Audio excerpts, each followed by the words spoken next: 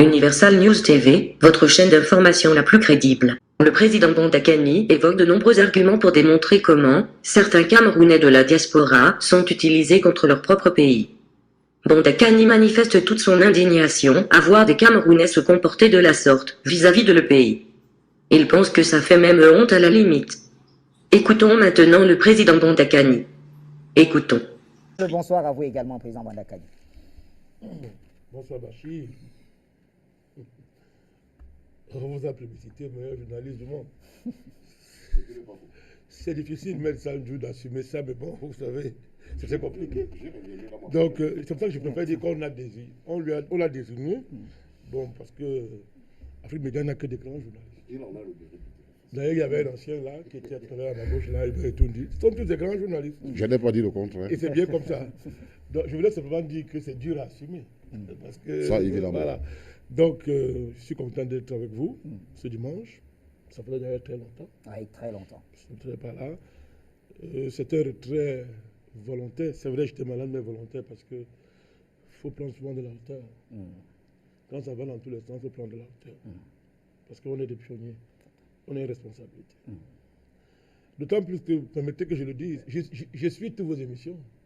Il y en a qui n'ont pas le courage de nous affronter le jour. Ils nous calomnient quand nous sommes absents dans certaines émissions. Il y a même des anciens fémans. Ils ont voulu nous acheter dans leur bêtise. Nous avons dénoncé. Ils ont des prêtres, non, ils appellent. Nous, on connaît. Nous, on parle en journée, si tout le monde voit. Et moi, je leur dis, je les connais. Comme ici, un gentleman. Je ne vais pas vous citer, mais je vous connais. Je connais ceux qui appellent avec des pseudonymes. Je les connais tous. C'est pas grand. Venez, on débat. Et mec 112, pas d'accord avec lui sur tout, on débat. Ils ne sont pas de lui mon ennemi. Ils ne sont pas d'accord de tout. Mais nous sommes d'accord sur tout. On débat. Ben on dit le président Malakani fuit les plateaux sur le Cameroun. Vous voulez que je vienne parler du Cameroun? Et on va revenir. Je vous dis pourquoi je prends de la hauteur. Parce que ça fait pleurer. Je vais vous démontrer pourquoi ça fait pleurer. Mais d'abord, je voudrais, à la suite de Bertrand Tassida, dire qu'effectivement, hier, nous avons fait nos journées politiques. Les mêmes gens nous ont dit, allez sur le terrain, vous parlez trop sur le plateau. Maintenant que nous, on passe sur le terrain, on dit que non, maintenant, vous fuyez le Cameroun, le soutien du Cameroun. Vous allez sur, vous fuyez. Si on revient, c'est pas tous les jours, non, nous bavardez trop. L'heure arrivée de passer à l'action. Ils ne connaissent pas. Nous ne sommes pas des professionnels de la télévision, nous sommes des hommes politiques. Il faut implanter le parti dans le pays. Il faut préparer les choses, il faut travailler. Donc, je dois m'occuper de ma formation politique. Donc, il peut arriver que je n'ai plus assez de temps de passer sur le plateau. Ce n'est pas que je fuis le débat sur le Cameroun. Mais maintenant, je peux décider de ne pas participer à ce débat sur le Cameroun. Parce que ce n'est plus la raison qui prime là-bas, c'est la passion. Je dois prendre la hauteur. Je vais vous démontrer pourquoi. Donc, nous irons aux élections législatives municipales. Nous allons prendre dans les jours qui viennent une grande initiative pour dénoncer l'ingérence des Yusa dans les affaires intérieures du Cameroun. Démonstration scientifique. Je ne vais pas dire ce qu'on va faire. Nous allons démontrer aux gens que le Congrès américain que vous vantez tant ne sait même pas écrire un document. On va le démontrer. Troisièmement, nous allons faire une grande consultation populaire pour que les populations à la base s'approprient ce qu'on appelle décentralisation. Je pense que c'est aussi un travail élémentaire que les partis doivent faire. Sur le terrain. Nous, on va faire ça, on travaille. Oui. Bachir, pourquoi j'ai décidé de ne plus venir à certaines émissions quand on parle du Cameroun? Je vais vous dire pourquoi. Vous allez mettre mon moment, il me faire pleurer. Je vous avais dit ici qu'en 90, nous étions les maîtres de la rue. Et moi, j'en étais un des principaux chefs. Ce n'est pas le bruit que les gens font. J'ai constaté que les Occidentaux, qu'est-ce qu'ils font? Quand vous dites que vous vous opposez à votre président, ils ne vous intéressent pas à vous pour un premier temps. Après, ils vous observent, ils viennent, ils vous disent comment, ils voient, maintenant ils vous prennent. Ils disent que non, on va vous soutenir. Mettez le feu. Mettez-le la pression, on vous aide, on vous donne des conseils. On vous met des consultants à distance qui vous aident à faire comme ça. On vous ouvre les entrées dans leurs médias. Et quand vous mettez votre pays à faire ensemble, par derrière, ils vont voir votre président. Ils disent que bon, si tu veux qu'on arrête ça, donne-nous ceci. C'est comme ça que en 90, j'ai fait la comptabilité. Après avoir étudié tout ce que les ambassades françaises faisaient au Cameroun et américaines, je le dis à mon vision, je ne me cache pas. À l'époque, c'était française qui était ici. Elle faisait semblant de nous soutenir. Je le dis à l'époque. J'observais. Je me dis, mais bon sang. C'est à ce moment-là que le Cameroun a perdu toutes les entreprises publiques. Et que les gens qui sont là, c'est ceux qui envoyaient leurs gens nous dire de mettre le feu. Mais je me dis, maintenant vous avez abandonné, alors nous qui étions dans le déposant. Pourquoi vous avez abandonné, maintenant vous demandez avec cela? Bachir, j'ai juré que je ne ferai plus ça à mon pays. On peut se tromper quand on a 12 ans, mais se tromper quand on a 40 ans, c'est un crime. Je ne le ferai plus. Jamais. Je donne un fait maintenant concret. L'ambassadeur américain qui était avec vous hier, qui vous appelait faire les réunions à l'ambassade pour mettre pression sur le président Biya, qui a fait croire au président Kamto qu'ils sont avec lui. Il est où aujourd'hui? Il est reçu par qui? Et il est à genoux quand il va courir au palais. Parce que Jovic, c'est quoi? Je crois qu'on lui parle de 400 milliards, machin de dollars, tout ça qui sont en jeu. Oui, machin de dollars et consorts. On donne ça à qui? À un dictateur qui va voler l'argent et le mettre en banque en Suisse. Donc, il y a un mois, 2 mois, bientôt, il est dictateur. Il y a même 2 jours dictateur. Il gère mal son pays. Vous lui apportez 400 milliards de dollars pour lui donner. Pourquoi? Ça veut dire quoi? Alors, donc vous savez que moi, je suis un voleur. Je vole l'argent de mon pays, je m'en suis, je mente l'argent de mon pays. Vous m'apportez des milliards, pourquoi? Et vous voulez que je continue à m'asseoir sur le plateau avec des gens qui jouent ce jeu? Qui jouent ce jeu? Voilà M. Kamto qui est en prison, il n'en parle plus. Et je l'avais dit ici. Ils ont déjà oublié. Ils ont déjà oublié même les Amazoniens. Leur problème, c'est pourquoi mettez le feu. Voilà Jovi, voilà ça. On dit, monsieur Biya, si ça, on arrête tout ça. Mais je t'ai fait pleurer. On a envie de cracher sur les Africains et dire que mais, ça ne vaut pas la peine. Nous avons crié fatigué ici, je leur ai dit. Que ces gens-là, tout ce qu'ils font là, ils ont un problème. Ils veulent faire les affaires. Et par tous les moyens, ils veulent faire les affaires. Voilà l'ambassadeur Balering là. Il a déjà oublié ceux avec qui il faisait la réunion hier. Ils ont parlé à genoux devant le vieux. Et nous savons que le vieux n'est pas bête. Nous savons. Il n'est pas bête. On vous dit très bien qu'on s'en fout de vous. Le problème, c'est que la Chine mange seul, on veut notre part. On s'en fout de vous. Mais la Chine est plus directe. Elle dit comment vous donne pas la leçon. Je veux qu'on traite pardon.